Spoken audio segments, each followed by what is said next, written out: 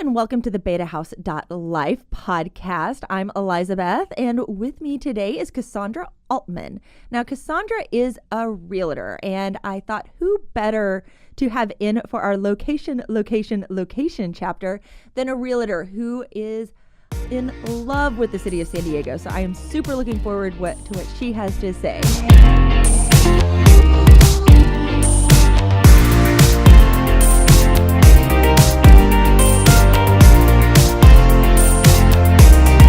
So, real quick, you are a rare breed. Yes, I am. Because you're a native San Diegan. Yes. Technically, actually, second generation. My mom was born here as well. Oh, wow. Yeah. My dad was born in another country, but my mom was born here, and was, they grew up together. But I was born here, raised here. I only left for college. I went to University of California in Irvine. Orange County is definitely not cooler than San Diego. And I feel pretty confident when I say that. You've experienced it, you know. I have. And at like an age where you're going to be going out and having a good time. And that being said, there are its charms, but San Diego's definitely a different place. But yeah, location. San Diego is cool for a lot of reasons, but I think that's what makes it cool is that it's a unique place. You've got it's a city it wants to be bigger than it is. In some ways it wants to be kind of like an LA, and my native San Diegans are probably squeamish and squirming in their chairs when I say that. But I mean that in the sense of maybe I should say more like a San Francisco. Just having a little bit more of that like cultural worldliness, because you go to all these big like metropolitan cities and that's kind of what you think of as like the cultures that are there, the art that's there. And San Diego is more of like a teenager, they're still trying to figure out what it is that we are, and accepting who we are, which is we're a beach town that is also a border town. And that as much as it's a beach town, you can also go to the mountains and go skiing. So it has some identity issues, which is why I love it. You have so much to do here in a relatively small space.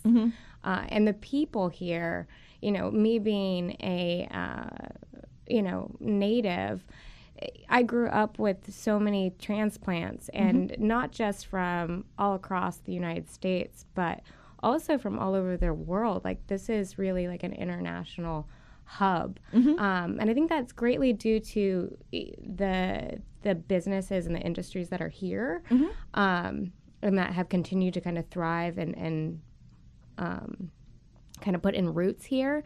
UCSD and like the Scripps Institute and basically take your pick of names through Torrey Pines and that La Jolla sector, has drawn a lot of attention from an international scale.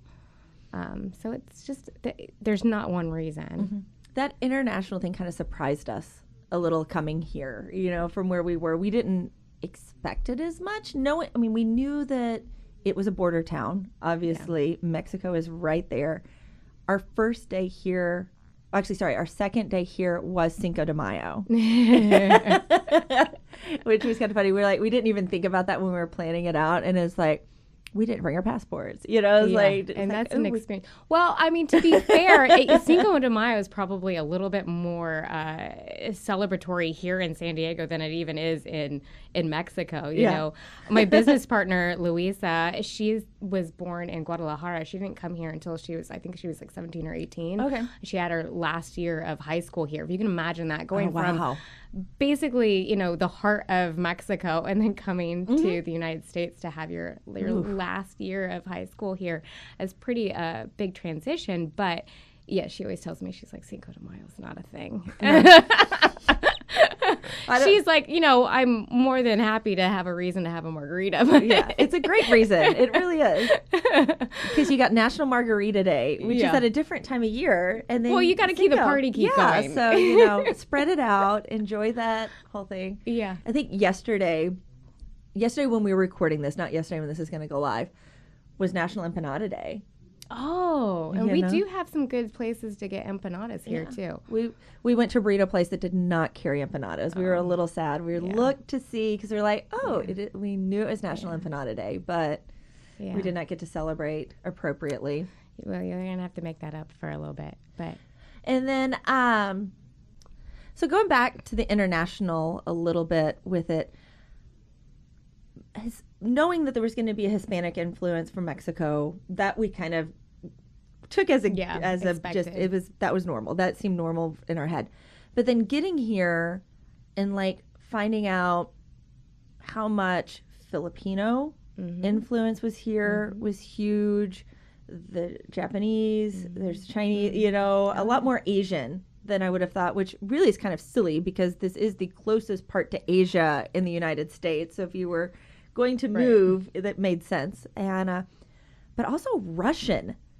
I have run into so many Russians, and it's like, oh, I wouldn't have expected you to come here. But again, also if you kind of think about where Russia is, makes sense. And I think that's one of the things that makes San Diego kind of unique is that unexpected side. Right.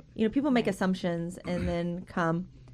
But you also touched on another thing that I thought was super cool that I love. San Diego is not LA. It's not Orange County. And a lot of people want to think that Southern California is the same. Yeah. And it took us coming out here to kind of understand that too. And that's what I love here is that, we do have some of the same characteristics, but we don't have all of them. And so we get to kind of pick and choose. Like, this was a good one, but I don't really like this part. Absolutely. And we were talking about this earlier off camera, but I'm going to go into it now. About the idea of the side hustle here. And that is something that is like, San Diego does it to one extreme. I will say LA takes it to another extreme that I think goes a little too far. But here, everybody has a side hustle. And it's not even like it's a hobby. It is like a full-on business. Yeah. And so tell me about that with your life here. Well, I think that the cost of living, I mean, in Southern California and San Diego is no different. It's something to overcome a little bit. And so I think that side hustle definitely is something that relieves a little stress in regards to that.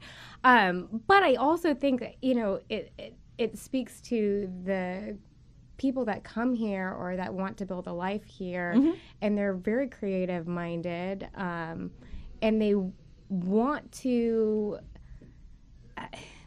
I think that multi-passionate, I think, is probably the best way to describe a big portion of the people that I meet, whether they're, from here originally or they're transplanting here. And I think that this is a great place to kind of explore those options because, again, like the city has identity issues. Yeah. So I think that, as an individual, you kind of gravitate towards that and be like, I can play over here and I can play over here and kind of shape my life and not have to give up one thing over for another, myself included. Yeah. And I love the combinations I see sometimes. Yeah. Because it's like I have my day job. And I'm going to use an example of one I've actually seen. There's a guy, he's a fiduciary by day. Yeah. Okay, so investments, all of that. And then has a legitimate photography business then on top of it. So doing both sides of that and getting to do both. Now it ends with a lot of issues with balance, like trying to like keep headspace and time for family and all, figuring that. And so it becomes kind of a juggling act a little bit more. But the fact that, used to be you got your 9 to 5, you worked that, and then you did, and who cared if it was like a mind suck, a brain suck or whatever, it's like, no, I go to my job, I do that. And you're going to be totally crazy if you left that to go do something else. Yeah. And so rather than saying I have to choose one or the other, it's kind of people here said, no, I'm going to do both. Yeah. Yeah. And it's not hidden either. I think that less and less people are hiding it. They're really open about talking about what their second passion is or, what that side hustle is.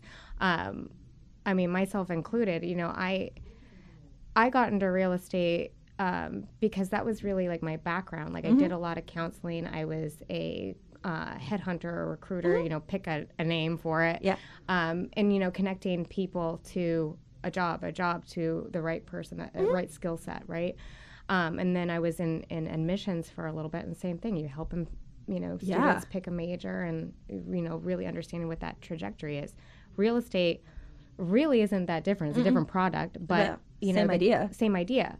Now, the whole point of that is that for me, you know, making that transition and feeling how I wanted my life here in San Diego is that I wanted that flexibility. You know, I don't mind that I work, I say 6 days out of the week because I try to take Fridays off. But really, it's a 24/7 job. But I like it. Like, I rather be doing this than being in a cubicle and having, you know, every day kind of be this monotonous journey.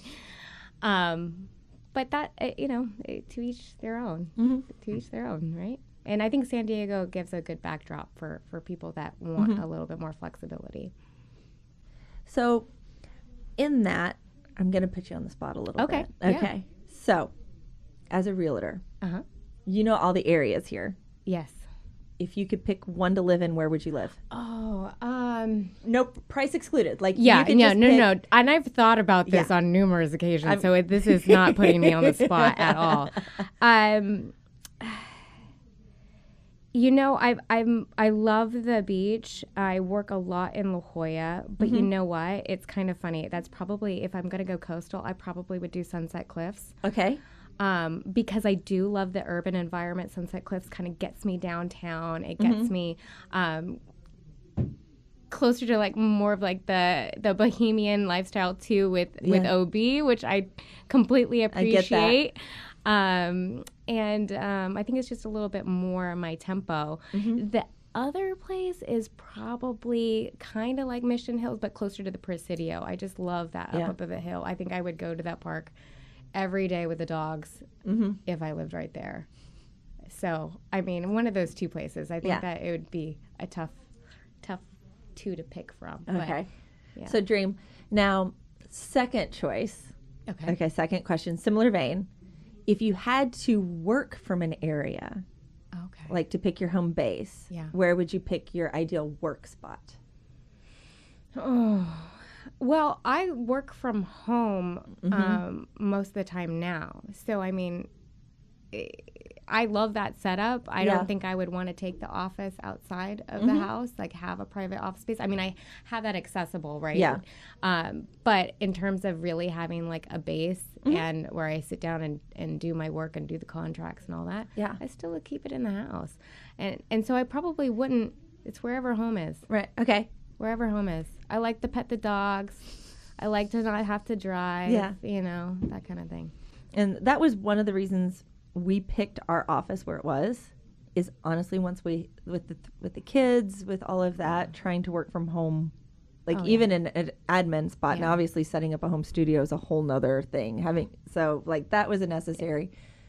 But I found that just trying to get anything accomplished with them around was near to impossible. Yeah. I got distracted with all the things they needed, you know, and so, but right now we're 5 minutes to the office, 5 minutes to their schools, you know, we can walk if we need to. And I absolutely adore that in life.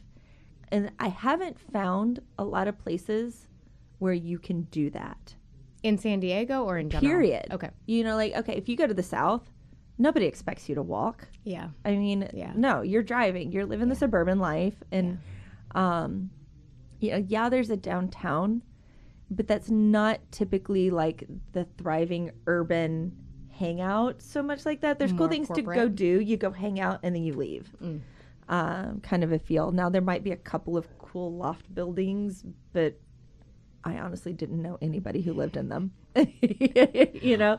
Well, San Diego, you know, the downtown San Diego area was not like it is now. I mean, growing up, I always had this attraction to it. I always loved going down there. And I mean, I know Horton Plaza is like totally now like dismantled and what have you. But I remember the few times that we would go down there because my parents had no reason to go down there. And there really wasn't a whole lot going on. So we didn't have a lot of reason. You know, there wasn't the waterfront park. There weren't these kind of fun lifestyle points growing up. So when I first moved out of the house, I moved to East Village, and this was really before it was cool. Yeah.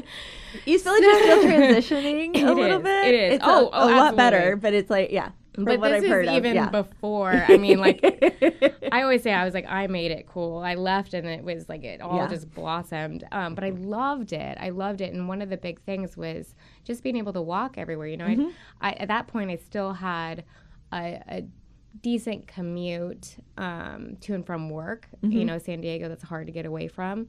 But, you know, as soon as I got home, I didn't have to, I would walk to the grocery store. I could walk if I wasn't cooking that night, you know, I'd take the dog out and I just loved it. You know, even now to this day, coming into East Village, like I feel like I'm coming home.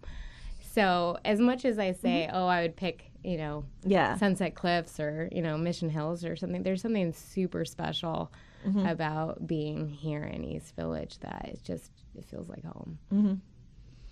In the last episode, Ben and I talked a little bit about, well, we talked a lot, not just a little bit, but about how different setting up a business here looked than setting up a business back in Kentucky. But even setting up a business within a city can change, you know, depending on your neighborhood. You know, like you'll set your business plan for where it is. You know, if you're having to commute an hour to a place, it will look one way. If you're having to walk to your office, it looks a little different. But are there communities that you see in San Diego, is where I'm going with this, that you think are a little more business friendly? Well, you know what? It's kind of interesting because there's different neighborhoods that have kind of been pushing themselves to attract more business. You know, and some are doing it better than others. You know that San Diego obviously is like a beer hub, like a brewery nation, right, here. And so there are these sections of, you know, Mira Mesa and Miramar, and even in Claremont Mesa and Kearney Mesa, where you've seen kind of this different shift of businesses. I think that's kind of the change that I noticed. The biggest is the kind of businesses that are moving into these buildings that were built in the 70s and 80s and were definitely housing a corporate manufacturing company of some sort, and then now being reinvented by a generation that wants to do something different. And so you see those neighborhoods kind of transition and attract business. Now, it's kind of residential changes kind of pair up with commercial business changes. Right. You know, it's hard to know which one is the chicken or the egg. But there is a little bit of an attraction to, okay, well, if you've got, to use the nasty word of gentrification happening in a neighborhood on the residential side, you know, those are homeowners that are hoping and really trying to, from a grassroots perspective, kind of welcome in businesses to put up restaurants, to put up shops, and really kind of flesh out that neighborhood to be more of a mixed-use neighborhood. You know, that's something that, like, San Diegans, I think, for the most part, really love. They want to have you know, like a hub. Like we want to have that Central Park type of experience in an otherwise very residential neighborhood. Right. And so you see that happening. You know, Barrio Logan definitely is knocking it out of the park, but that's starting to spread into other areas of Logan Heights.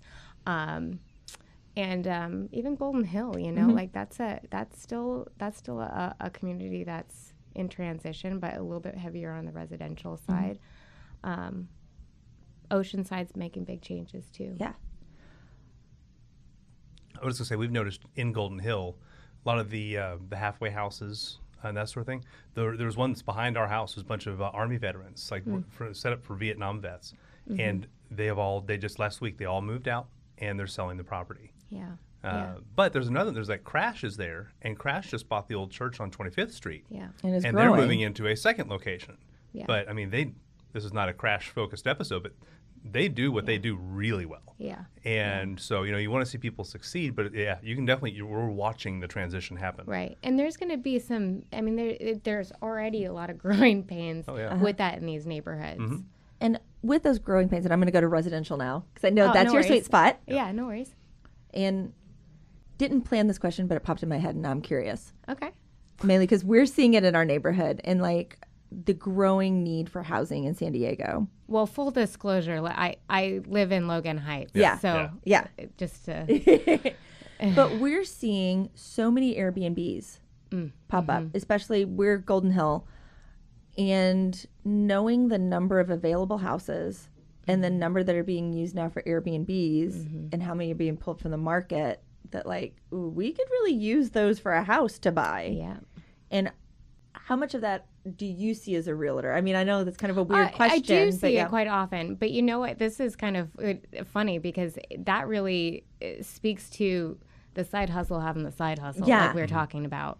I even have a client that I'm going to be meeting with this week. And her property is actually in Chula Vista, but she's been renting out her downstairs bedroom, through Airbnb as just like supplemental income. Yeah. She also is an entrepreneur. Her husband's in the military. And so you see things like that where a lot more people are going, okay, well, we made this investment. How do I make a profit? Obviously, you don't want to give it up because the equity keeps building. But your cost of living kind of keeps increasing. And if you're not at that stage where, you can kind of hold on to that and still live your life here, you do kind of see some individuals transitioning out of San Diego and going to the Midwest, quite honestly, or Seattle or, wherever the job takes them. And we had that question brought to us the other day. And he was from Georgia, on our floor, talking with him. And his question was, when are you going back? Because he's seen it so much. People come out here, develop a successful business, and then they go back. And it's like, right now that's not on our radar. It's like, I don't know if we will. It's not in our plan. And it's like, I'm not looking at that as some like, that's my dream is to go back and buy a horse farm and live on 100 acres with thoroughbreds in the distance, in the green hills. No, sorry. No, definitely not. I don't want to do the upkeep for all that. No. I really don't. I don't even want to pay people to do the upkeep for that. The first word that came into my head was like humidity. And oh, gosh. Okay, I am fighting frizzy hair now in San Diego. I hear you. There's a little humidity in the air today. So I thought of that this morning. I was like, oof, okay. It looked so good when I left the house. And then I went to the bathroom and I'm like, oh. Trying to life brush with it back flyaways. Yeah. When we went home with the kids, it was over the summer. It was January or July. Which is the worst time. July and August in Kentucky are terrible for humidity. We landed at the airport, and you can feel it when you're coming off the airplane and into the terminal. But when we got to that the airlock, and it was midnight. It was midnight. Okay, my dad's coming to pick us up, and I go out because the dog needed to go to the bathroom. She'd been on the plane for like 7 hours, whatever. Yeah. So I took her out, and it smacked you in the face as soon as you walked outside. But the kids, they got their luggage, and they came outside. They all hit the humidity and turned around, went back inside. They're like, no, I don't want this. They're acclimated now. They're acclimated now. They're San Diegans, full-fledged. Okay. Oh, and talking about acclimating, Gracie yesterday cracked us up. We went to pick her up from school, and yesterday was like our first warm day after winter, really. Oh, it was beautiful. Yeah, it was and great. She came to the car. Now, I say warm, and I almost feel like I need to finger quote it. So for those of you listening on the podcast, I am finger quoting warm. Yeah. At 75. I think the car registered 78 in North Park. And we're picking her up, and she's like, it's so hot. I'm burning up. And she wears a hoodie, like a pullover hoodie, to school every day. And yesterday morning, I was like, why do you even have that? She's like, I like it. And by the time I said, you're not going to, no. Said, you're going to be carrying it around. And, no. She's like, I changed back into my PE shorts because my pants were too hot. Like, oh, yeah. There you go. It was warm. It was a warm one. I mean, I wasn't expecting it to be that warm. No, it's like, it is pretty funny that we're not. I'm not complaining. I'm laughing at her. Yeah. Well, yeah. I was going to complain a little bit, but that just speaks to me being a San Diegan and thinking that it should be perfect all the time and knowing that it's not. We also joke because we'll be at the beach and I'll send photos home to my parents and stuff of people at the beach because, we were at OB and it was probably in the 60s. Oh, yeah, it's way too cold. You got to put a sweatshirt on for that. Yeah, exactly. That was my whole point. Because I was taking pictures going native with people in their puffy coat. Yeah. And then tourists were the people in the bikinis. Yeah. Yeah. You walk on the beach, it's like, what are you doing? It is like, I'm like going tourist, native, tourist, native. Well, I mean, so the game we play is more in the summertime when you see the tourists come in and then you see them turn into lobsters. And then you go, because we have the overcast, right? Yeah. That happens. Okay, here's the insider tip. I can't believe I'm going to say it, but like the best time to visit San Diego is really like late August through like October, even November is usually quite beautiful. Yep. And that's kind of my September is my favorite month to be at the beach. It's perfect weather. For the most part, everybody's kind of got back to their routine. And me having a different kind of schedule and lifestyle, and I get a little peace and quiet. It's nice. But in the summertime, June especially, you get that, what we call the June gloom, right? So you get this overcast. It's gray. It's still warm. You're still sweating. But they don't realize that this is when you're going to come home red hot. I mean, you better put that sunscreen on. Our first trip out here, I got a sunburn in the 70-degree sitting outside in Malibu, not realizing there was that much sun coming. Yeah. No, I'm blessed that a sunburn on me goes away in 20 minutes, but not so much for me. Yeah. I'm not a redhead. My two redheads. The same boat. You'd think at this point, I would have learned my lesson, but I still get sunburn probably a couple times in a season. Like it just... forgot to reapply. Opening day on the balcony in the shade, left arm in the shade, left arm sunburn, face sunburn. Yeah. Won't even direct sun. Yeah. It'll get you. It'll get you. It's hard to avoid. Now, I do look at the sun and get a tan line. So just to put it the other side of it. It's like my mom. Yeah, I'm fighting. Okay. This is, a little personal here. I am fighting a flip-flop line right now on my feet, but I don't remember when I wore flip-flops out in the sun to get it. Oh, that's a mystery. Yeah, so I'm trying to figure that out right now in personal life. I think you just embrace it, and you're like, "That's right. I've got a flip-flop line from San Diego. I'm a San Diegan." But try to even remember when that was. Like, I don't remember wearing flip-flops in the sun. But so those of you coming here know that that's a real possibility. Yeah. But also in San Diego, flip-flops are considered perfectly normal business attire. Yeah. Yeah. Actually, that is on my list of things to do is to buy new flip-flops. Because I was like, I can't wear those with a blazer. Those ones are a little too messed up at this point. And I'm breaking my mold by wearing business shoes today instead of my normal flip-flops. I have to say, I think that there is a little bit of, I think with the hipster movement, there has been a little bit of a readjustment to our overall look, which I think is good. Like the guys are trying a little harder. Yeah. And you're realizing that you can show your toes off in other shoes. But the flip-flops are ultra convenient, especially if you're planning on digging them into the sand at some point or another in your day. Which is the beauty of the side hustle. Yes. You can count it as work. Yeah. I'm working from here today. Oh, believe me, I have stuffed envelopes on the sand. I mean, I'm like, I'm working. It's fine. I'm labeling them. And that was something to me that was actually important coming out here when we were going through our adjustment phase.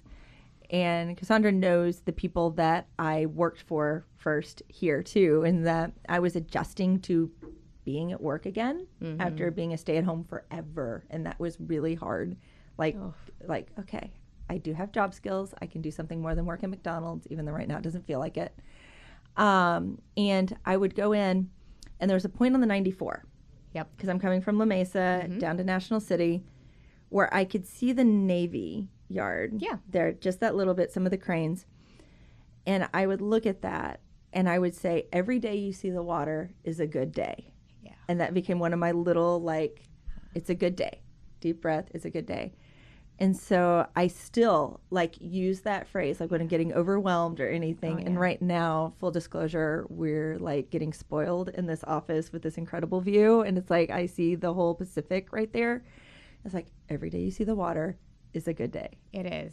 It is. And that's actually a really good way to look at it. Because, I mean, I think for the most part, if you appreciate the location of San Diego, that view, that whether, I mean, you don't need to get in the water, you don't have to get in the sand, but just to be like, you've got ocean breeze on your face, you hear the seagulls, and then all of a sudden you go, okay, I am small in this world, and there's comfort in that. Oh, yeah. And knowing that everything's going to be all right. This is a great place. You're in a great, I mean, you can't, we joke, about San Diegans especially, not necessarily the transplants that have become, I mean, there's so many, I shouldn't even call them that at that point because there's so many people here that have lived here for 20 plus years. I mean, at this point, okay, we're the same. But that, the outside, I mean, there's nothing really, like, for us, like, the outside is just a place to visit. Like, outside of San Diego, like, San Diego is everything. That's changing a little bit, but, like, we kind of joke at our own ignorance as to how, like, other people live in other cities. Whether, even if it's just in close proximity, you know, you think of, like, all of California. California is huge. You've got so many different kinds of lifestyles happening. And so there is a little bit of that little narcissism about the county. I mean, I won't even just say the city. I really about the county. I mean, we from basically if you're on the 15 side, it's Fallbrook down, and then on the west side, it's Oceanside down, all the way down to that border. You know, everybody really loves being here. Yeah. For the most part. Yeah. I won't say that it doesn't have its people that want out, but and I had my adjustment period. You know, just culture shock is culture shock. It took a year, you know, for me to like feel like, okay, we can do it. You know, it's gonna get my footing, feel like I was moving forward rather than just trying to survive. Just trying to get through each day, and but once that hit, it changed a lot. Like it was like, oh, look at all this. Look at this. This is so cool. And, you know, it was beyond just even the tourist eyes because we would go places and see it. Like we did Old Town. We took the Jeep out to the desert and like let it just drive on sand, you know, not on a road, which was really cool and getting to do that, which, you know, don't really have a lot of off-road areas like that in Kentucky. Which unless you know the people. But there's just. You'd have to know the people who own the land to go do that. Like there's not just open places to go do that. And you know, I didn't know a whole lot of people who owned spaces to go do that. But but also just starting to get a feel for what it was like here and the differences too.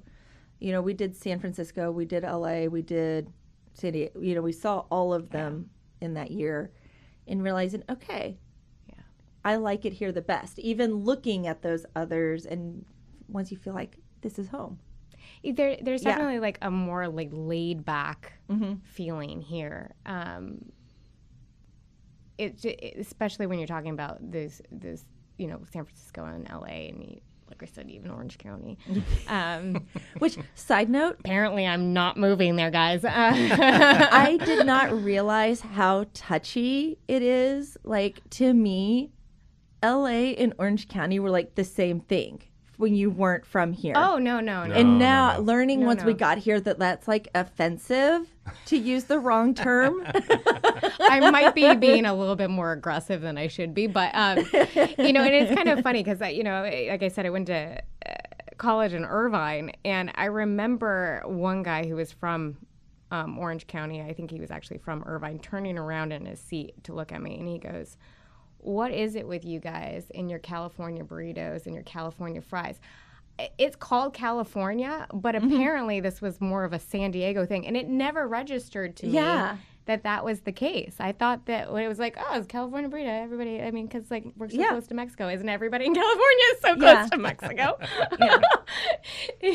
So it was kind of like a an interesting little thing where I was like, all right, we got a lot more differences than I realized, and I started seeing them pretty quickly.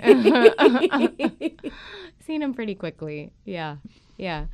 But I think I've lost my train of thought there, but yeah. Yeah, the differences in Orange County and stuff. It is, and even driving from here to there, you know, you start to feel the differences. And it's little subtle things, and it's always the subtle things that add up. It's normally not one giant thing that's going to hit you in the face. Yeah. Unless you go to the South. But then you just hear them and you suddenly drink a glass of sweet tea and you're like, what the heck is this? I just wanted regular tea. That's all I wanted. And you ordered tea and you got sweet tea. But it's interesting to me. And that's one of the fun things, I think, about getting outside of your bubble, to understand the beauty of where you are. Yeah. Oh, I know it. Yeah, and it leverages that for sure. One of the big things that, you know, we work with a lot of clients that are relocating here. And just like you guys, there's a lot of, you know, as much as there's excitement, most of the time there's a big portion of excitement, but not all the time.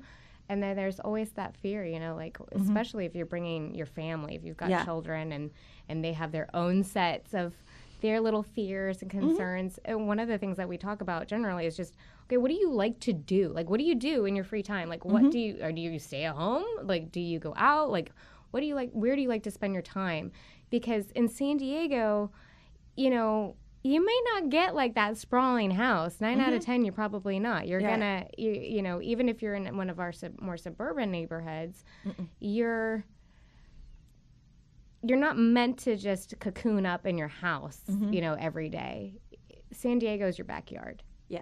San Diego's your playground. San Diego's, so where do you want to be? What community really leverages what you love to do and what connects with, you know, your heart and your mind, and of course trying to cut that commute time down. Like being that's a big deal. Strategic. Yeah. And thinking through all those things like school, work, life. All and of those things play in. Makes the transition a lot easier, because then you feel like you can plug into a community and feel like you haven't given up so much for that transition.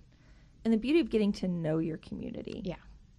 You know, when you've found a good community that's a fit for you, plugging into that community becomes easy. Right. It's like, it's natural. You're not like, oh, what's going on this weekend? Where can I go? What can I do? It's like, oh, you go to your pub and you're talking to 10 people suddenly, you know, just because, I'm around the corner. You live over here. You live here. And that's one of the things I like that wasn't so much where we used to live in Louisville, is that the pocket we were in, it's not that it was the whole city was like this, but the pocket we were in, there wasn't like a walkable pub. There wasn't like those hangout spots.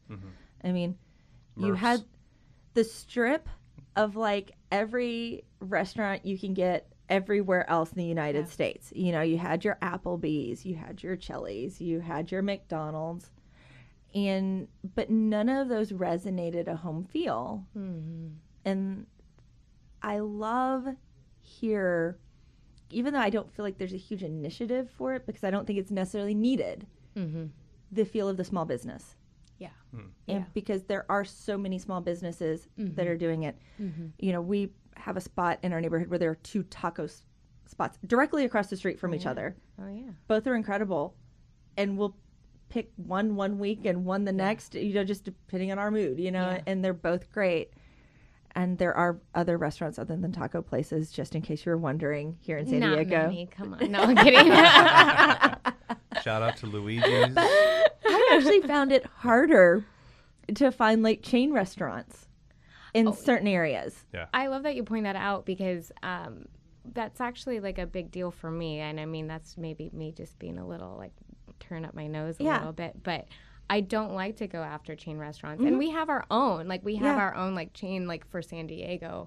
But it's still a local. Right. Yeah, and you feel like, oh, like you remember going to like their original spot and then you were excited and you went to the grand opening of their second spot and that sort of thing. So you kind of see that kind of branch out. And I think that, you know, San Diego allows a lot of entrepreneurs to set up shop and to express themselves and find a niche for themselves.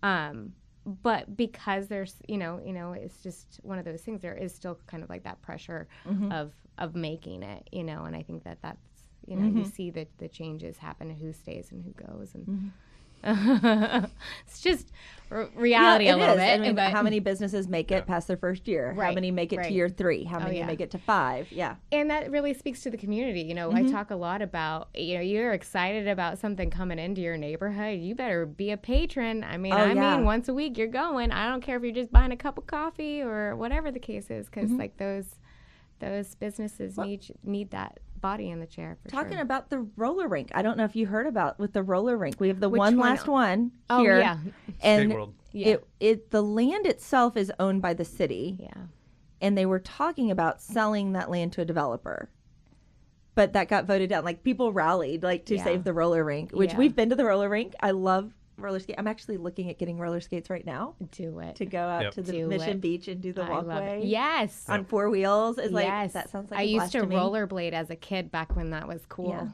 Yeah. I got rid of mine right before we moved out here. I saw how many people still had. I was like, I should have kept my rollerblades. Oh yeah. In Mission Beach, absolutely. Anything with wheels is in Mission Beach. Yep. And so I was like, oh, this is great. And I was so happy to hear that they decided to keep it, because it was a question for a little bit. But I think that speaks to people seeing the importance. Yeah. Land is at a premium here. That is a thing. Yeah. But seeing the importance of this roller rink still being there. Well, I think that for the community. That's and I feel like every couple of years, there's something like that.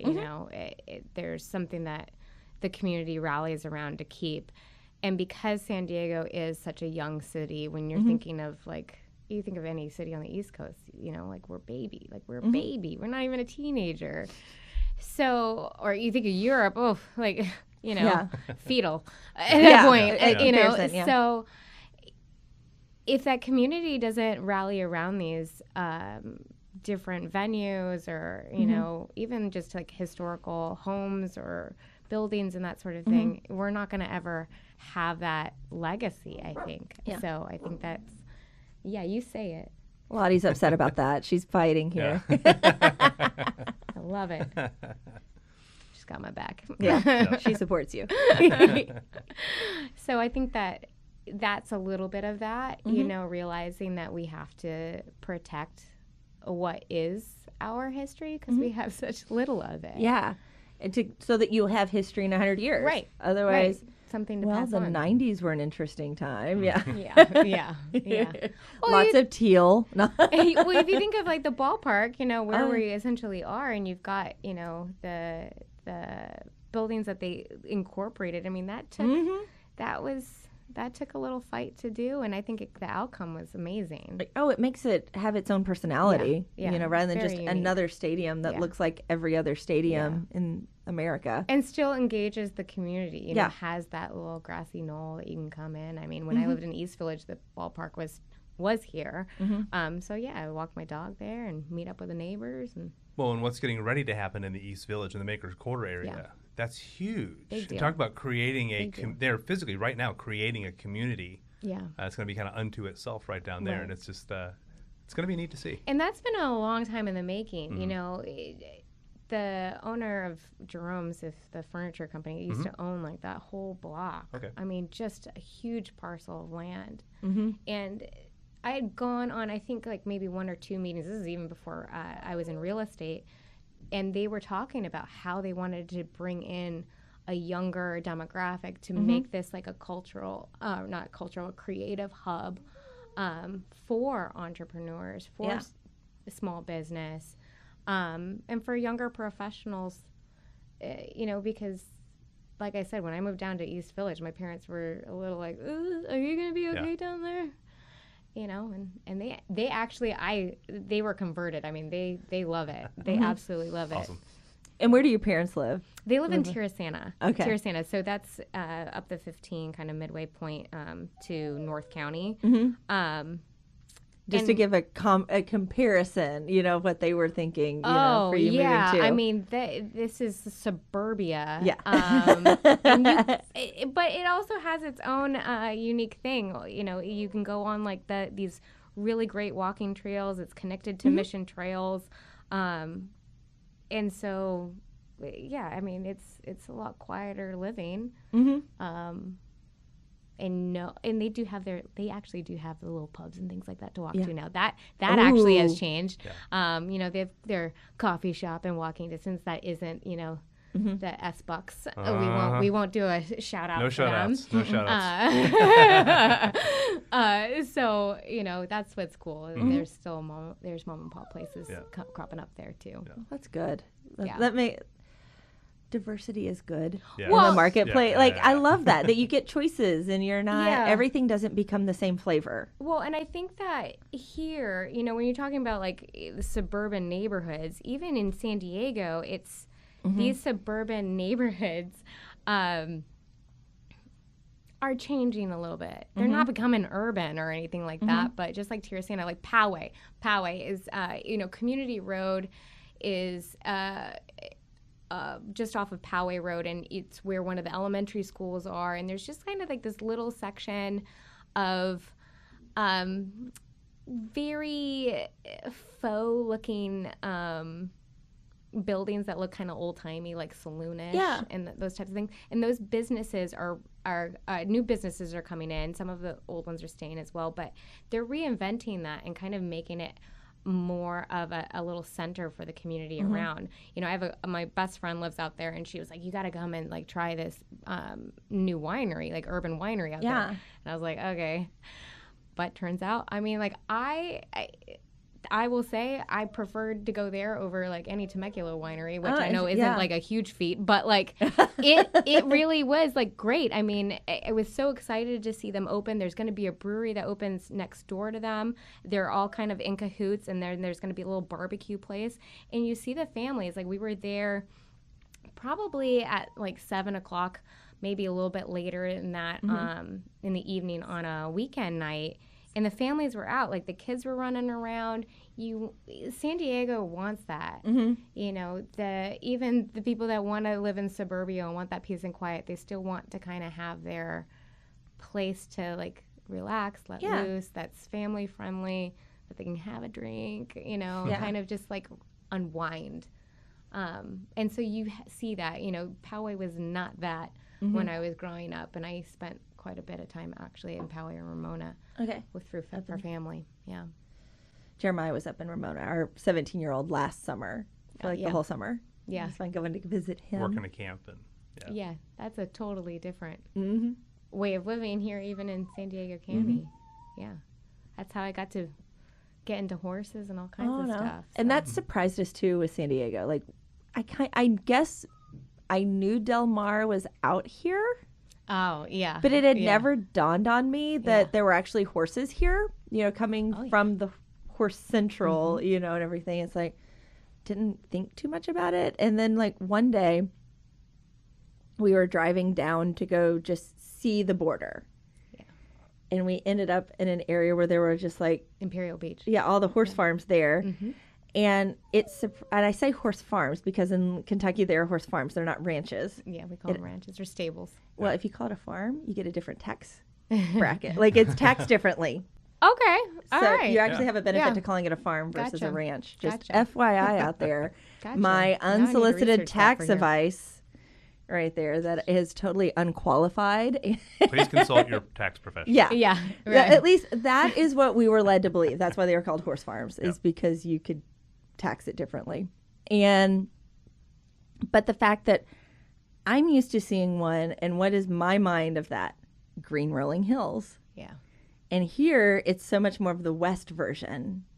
And it's dirt, like what I would think of Wild West, like with the dust and the dirt. Or Hey Dude. Yeah, Hey Dude. Well, Nickelodeon. One, we don't have really the green rolling hills. Not so much. Although with all the rain we've had. Yeah, really beautiful. It's all nuts, I made a drive up to Corona a couple weekends ago, and just to see the hillsides, just beautiful yellows and oranges with the flowers. The bloom is beautiful. Yeah. Just beautiful. We understand why Golden Hill might have been named Golden Hill because all the yellow flowers. It's like, oh, this kind of makes sense why you might have named it that. Yeah, we just need more water to Yeah. do it. But yeah, the horse culture here is a little different. I mean, they do do the traditional hunter jumper. I mean, we have a Grand Prix and all that stuff, and Del Mar is definitely, known for obviously the thoroughbred races. And growing up here, that was, you had to make, when they were, when it's thoroughbred or Del Mar racing season, you need to know whether or not you have to drive up the 5 at certain hours and kind of time yourself a little bit because it's a big draw. Yeah. We grew up with that too. Just very different. Churchill Downs. And my mother worked. Yeah, right. Exactly. My mom worked at Keeneland for a while, which is where the horse sales happen. Right. And so she was doing that. So we, even though they did do racing there, the sales were huge. Like that was where you would sell a $10 Saudi million Arabian house. princes flying in. I mean, it's just crazy. To Little Lexington yeah. Airport, Yeah. which is it's a big deal. Yeah. Yeah, that I wonder how strong that horse culture is there. I mean, now. I mean, I think it's there, but I think it's kind of dwindled a little bit from what I've heard on I mean, I kind of stay out of it. Yeah. Me, I'm just a good old fashioned cowgirl that likes her trail riding. Yeah. And to enjoy herself. And I did hunter jumper a little bit when I was a kid, but I like to be out there. Yeah, and I've ridden a horse twice in my life. Well, Living in horse country, I have ridden. But it just wasn't in our, like day-to-day life. You guys got to do it. You can ride them on the beach here. Yeah. That'd be awesome. I mean, come on. That's the best. That was the dream. The dream was to just go crazy down, the sand. And I got to do that actually. I got to do that last year, but for the first time I had done it the year before on my own horse. So I was super excited. I mean, I think I was crying. I just, the biggest smile I could have been wearing on my face and just, tears. Because it was, dream come true. Yeah. Yes. I got to do it. I will say the last time I rode a horse was in the open country in Montana. Oh, that would have been beautiful. That's pretty awesome. Yeah, but that's on the we've bucket got our list. 20th anniversary is coming up this summer, so we've got to drive down to PCH as a part of that. And we may just have to find a spot. See if somebody can set that up for us. Oh yeah, no, there's plenty of spots to do that. You could go riding, and you go down in Mexico and go riding. Although I mean, step one, probably do it here first. Okay, well, we are reaching the end of our time, so let's go ahead. We're going to do our selfie real quick. Yeah. Ben's got his phone to take that for us because he is so much of a better picture taker than me. Are you the in-house photographer? Ben? Yeah, well, he's got longer arms. So if we're doing it as a normal selfie, he can reach. My reach Short always people kind of does it really bizarre. And so he you can get half of a head. So if people watching on YouTube right here, in front of the main camera, you can watch the selfie. All right, here we go. 1, 2, 3. Dip, and zoom in just a little bit again. 1, 2, 3. There we go. And there we go. That has got our selfie taken. So if you are following us on social media, that is at BetaHaus everywhere. You can find and use at BetaHaus Studio. There you go. I'm so used to abbreviating it when I talk about it. It's BetaHaus Studio, one word, with Haus, because I like things to match, and Beta and House have 4 letters, and I am German, so it made sense. Symmetry. Yes, it looks really nice in the logo. It does. So that is that. Now, this is your time to get to promote what you want to promote. Oh, the shameless plug. Shameless time. plug. Yes, whatever you want. Well, I mean, I have to talk about myself. Well, maybe I could talk to Louise about Louise. So, well, Louise and I are real estate agents, as Elizabeth mentioned. But really, if you're coming to San Diego, we want to talk to you. We want to introduce our city to you and share about the communities and help you plug in. Don't hesitate to reach out. We're a soft sell. You don't even have to be looking to buy real estate, quite honestly. I just would love to give you some insight about our community here in my hometown. Yeah. So, I mean, you can visit us. We've got a website, Altmann Ayala Realty Team. .com. I know that's really long. And we will have links to it on the blog, on the YouTube description, all of that, so you can see it, and it'll be tagged in the Post Ben's doing right now too, so that they can find you. Yeah, my phone number, you look up my name, you Google me, and you literally find my phone number. I tell people, can I have your phone number? I was like, you can just literally look up my name and you get my phone number. It's not a private number by any means. I'm going to get a lot of phone calls maybe. No, but hopefully the right phone calls, right? Right. I'll have some stories to share with you later. I got this call from this person, and he really wants me to take him around San Diego. Yeah. I'm going to vet you all. Yeah, you're going to have some forms to fill out now. Can I get a form of identification, please? Thanks. Yeah. So that's going to finish up our episode for today, and we will see you next time. Bye.